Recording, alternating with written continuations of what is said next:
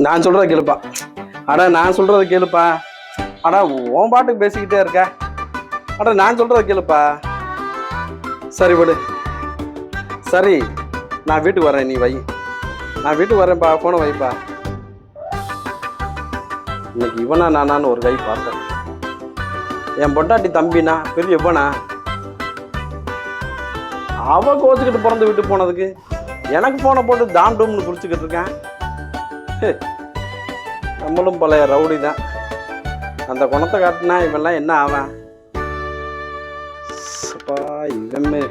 இவன் பேசின பேச்சில் படியில் வேகமாக வேற நடந்து வந்தேன்.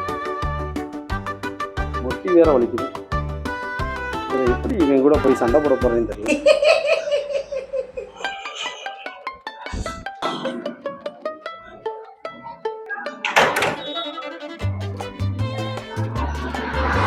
என்னடா அது, சண்டைக்கு போற நேரத்துல கண்ணுக்குட்டி இடையில வந்து நிற்கிது. சகுன சளி இல்லாம இருக்குமா? சரி, இன்னைக்கு நம்ம போனோம்னா நமக்கு ஆபத்தா இருக்கும். நாளைக்கு போய்க்கலாம். இருந்தாலும் அவனுக்கு ஏதாச்சும் ஒன்று சொல்லணுமே. வாட்ஸ்அப்ல கோவமா ஒரு மெசேஜை போட்டு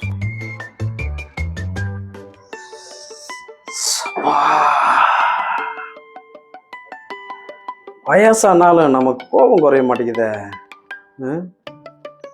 அதுக்கேற்ற ஸ்டெமினா தான் நம்மக்கிட்ட இல்லை.